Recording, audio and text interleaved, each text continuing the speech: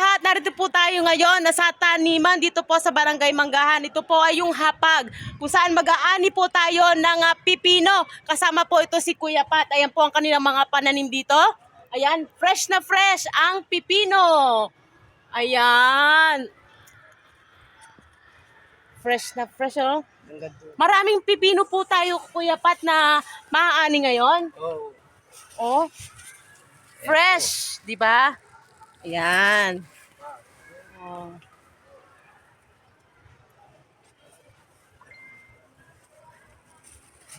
Talagang Kuya Pat, paano nyo na-maintain yung yung malulusog na pananim, mga ating mga gulay?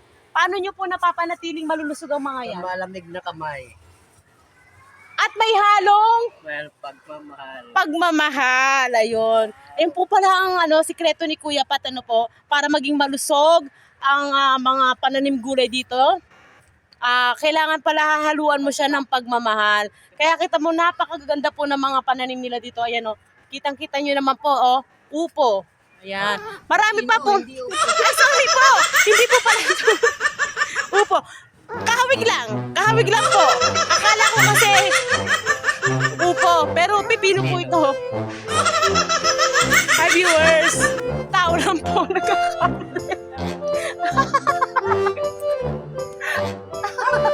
Ay, ito pa. Ayan, nagtatago po yung upo. Ay, Pipino. pipino po pala yon, pipino. Ayan, o, di ba? Napakaganda ng ng mga balat niya, sariwang-sariwa.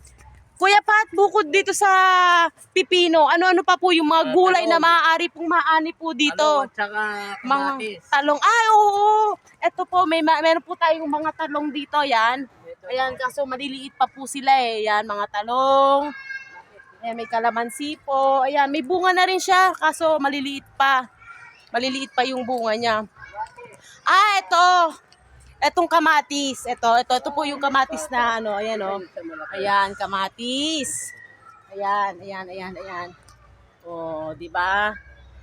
Ang gaganda ng ito po yung tawag dito, mustasa. Ayan, baka kasi magkamali na naman ako. Ito po ay mustasa. Ayan. At ay, ang laki nito. Okra.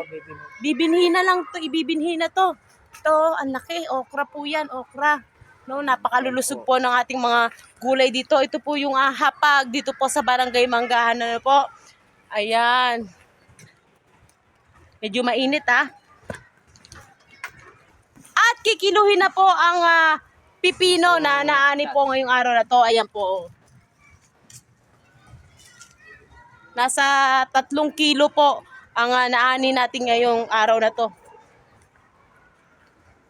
At yan po, narito po tayo ngayon sa Barangay Manggahan. At yan po ang ating ulat ngayon. Ito po ang ating hapag na ating inani ngayon is pipino.